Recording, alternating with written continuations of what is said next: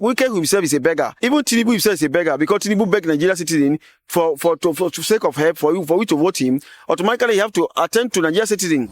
Are you with me? It's about the indigent or the displaced persons roaming in Abuja. It is not enough as Nigerians driving them, arresting them. What you need to do is to do what Kano State government did as far back as in the 70s. That is picking the indigents, if you know, and you have a camp where you can feed and train them so that they will be off the street. If you have something like that already, that's fine. But it's very important because before somebody comes to the street to beg, it means he has nothing to eat. So if you can have a camp that will provide them such facilities, train them, and then take them off the streets through that transitional method is better. This is federal capital territory.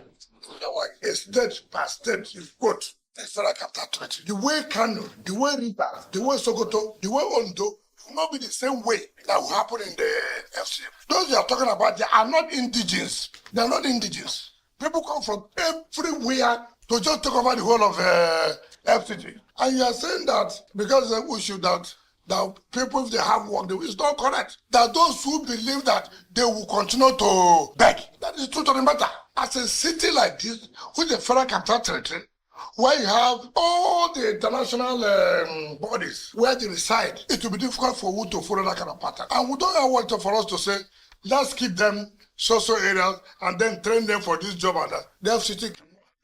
The FCT minister, FCT is not his own state. He has his own state as a river, and he come to Abuja to come and work. His work he's doing is begging too, because people are begging him. He's begging Mr. President. If he doesn't beg Mr. President, he's begging the National Assembly members. Wike himself is a beggar. Even Tinubu himself is a beggar because Tinubu begged Nigerian citizen for sake of help for you to vote him. Automatically, you have to attend to Nigerian citizen. I don't think we should encourage them, because if actually you build those rehabilitation centers, so many people will come out from different places to come to the FCT to come and beg. When you catch them, send them back to their various states so that they know that you can't come to Abuja to come and beg. Just send them back to their states. Because I think I will support the FCT minister for just send them back to their state. Don't agree on it. Don't keep them here. Because you can't rehabilitate people. If you rehabilitate them, what next? You provide job, you provide house, you provide feeding for them. And you definitely need to give them stipend. So if you don't do those things, they go back to the streets. So there's no need. When you catch them, just send them back to their various states. To me, I think they have originator where they come from. Since they have where they come from, the best bet is to send them their state so that they can go to their state and beg. So their governor will be seeing them and knowing exactly what is happening. It should not be something they say they should push to Abuja or wherever for them to turn to beggar. If you born a child that is a beggar, you control him.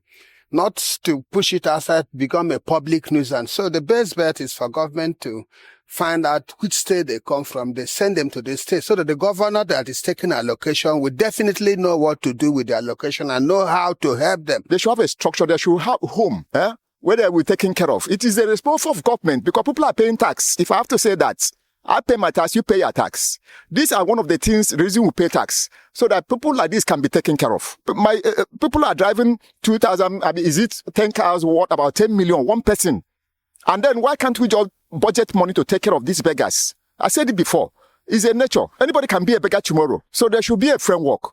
There should be something to accommodate them. Before you know all that one, you see the street will be empty. Government should build a better industry and look at that side for them.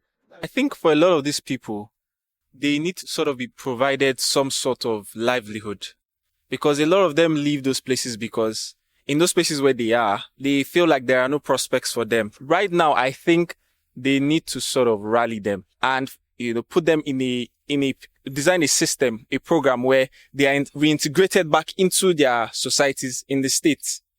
It's a process, design a process where they can be reintegrated back into their societies in the state and provided the necessary tools and financial support to restart their lives in those states that they are coming from. So I think primarily it falls on the state government, but the federal government has to apply pressure to the state governments, put certain conditions under the